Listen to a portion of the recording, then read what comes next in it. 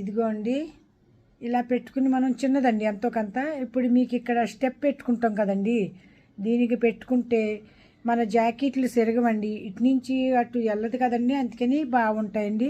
ఇది ఒక very useful trip అండి. ఒక బీహారీ వాళ్ళ దగ్గర నేను నేర్చుకున్నానండి, అది మీకు చెప్తున్నానండి. ఇప్పుడు ఇది ఏ మనిషి దగ్గర ఏ విషయం నేర్చుకోవాలో నాకైతే తెలియదండి.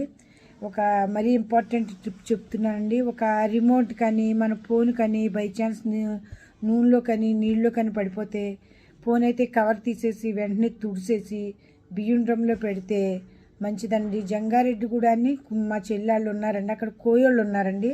ఓ 4-5 సంవత్సరాల క్రితం ఆ పిల్లోడు చెప్తుంటే మేము విన్నామండి. అది ఫోన్ని బియ్యం డబ్బాలో పెట్టేయండి అమ్మ, పోతుంది, సరే అయిపోతుందండి. మా చెల్లిపోయినే పోయిందండి, ఎగ్దమ్ సరే అయిందండి. ఇలాగ మనం కాకుండా ఎదటోళ్ళు చెప్పి కూడా కొన్ని విషయాలు మనం ఆలకించాలండి. బిహారీ వాళ్ళు ఇంకొకటండి, కూర్చోటానికి సోటిక్తే వాళ్ళు పడుకుంటారు, తర్వాత ఇల్లే కడతారండి. అంత తెలివితేటలు ఉన్న వాళ్ళండి. వాళ్ళ దగ్గర లిప్స్టిక్ లేకపోతే సింధూరం తీసుకుని ఎలా అనేసుకుని సింగారం అయితే చేసుకుంటారండి, లిప్స్టిక్ వేసుకుంటారండి. ఇంకొకటండి, ఒక్కసారి అన్నంలో 3 రకాలు వండుతారండి వాళ్ళు. అన్నం, దుంపలు వేస్తారండి, ఆలు చోక అదే మనం కూరమాలా చేస్తాం కదండి చేసేస్తారండి, పప్పు వేస్తారండి, ఉడికిపోయిన వెంటనే దాన్ని తాలింపు పెట్టేస్తారండి. చూడండి ఎవళ్ళ ఎన్ని రకాలైనా సరే ఒక్కొక్క మనిషికి ఒక్కో రకం బుర్రండి. అన్నీ మాకే తెలుసు, మా వాళ్ళే గొప్ప అనుకుంటుంది. బీహారీ వాళ్ళు చాలా అండి, మగోడి కంటే ఆడది ఇంకా ఎక్కువ 4 ఆకులు ఎక్కువ చదివి ఉంటుందండి.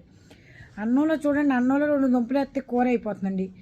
2 ఏంటంటారు కొంచెం పప్పు కట్టేసేసి పప్పు ఉడికిపోతుందండి, తీసి పప్పు తాలింపు పెట్టేస్తారు, ఇది చోక అయిపోతుంది, అయిపోయింది వంట అండి. మనమేం పప్పు వేరుగా కుక్కరే వండుతామంటే వాళ్ళు అన్ని విధాలుగా ఎక్కడొచ్చినందుకే గెలవరండి. వాళ్ళు 10,000 5,000 జీతంతో అయినా డబ్బులు నిలవేసి మొత్తం మీద ఊరు పంపుతారండి.